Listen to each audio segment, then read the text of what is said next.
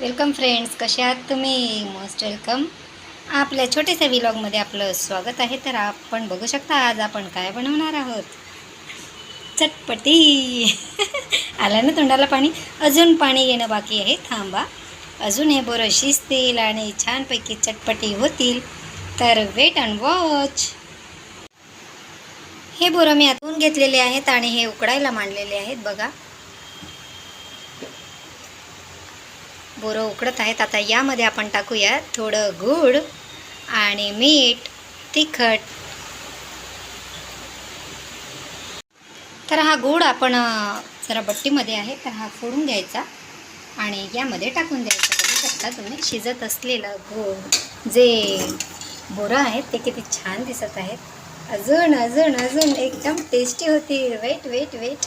यामध्ये थोडं मीठ आणि मी थोडंसं तिखट टाकून दिलेलं आहे.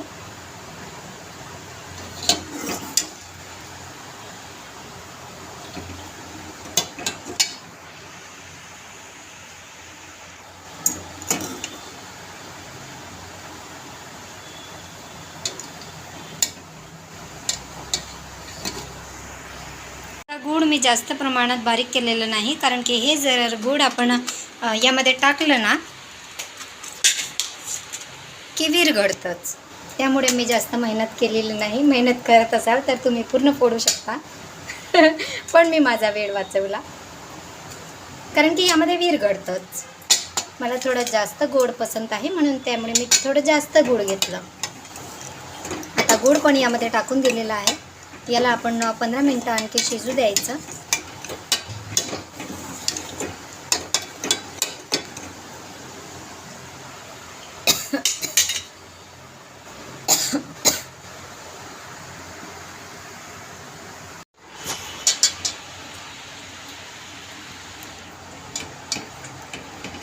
चला बघूया आपण आता बोर शिजले की नाही.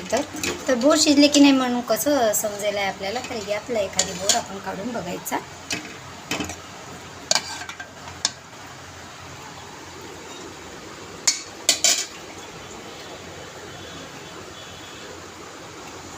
आणि शिजलं आहेत की नाही म्हणून असं तोडून बघायचं. हे बघा, अशा प्रकारे हा पूर्णपणे पिन्ना पिन्ना, म्हणजे हा पूर्णपणे बोर शिजलेला आहे. तर हे बोर झालेले आहेत.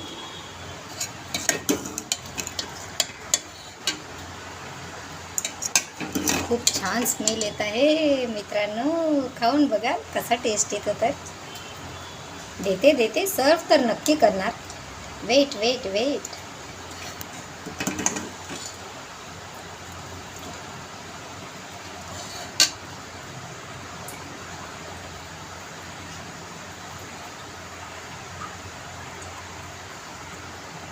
हे झालेले आहेत बोरं आपले खायला रेडी. आता यामध्ये टाकून देऊया आपण थोडंसं वरून मीठ. तर बघू किती टेस्टी दिसत आहेत. खाऊन पण बघा किती टेस्टी झालेले आहेत. तर आलं ना तोंडाला पाणी? अरे वा. सर्वांनी लाईक करा, शेअर करा. व्हिडिओ आवडला तर नक्की, आणि चॅनलला नवीन असाल तर सबस्क्राईब करा. Thank you so much for watching this video. Thank you.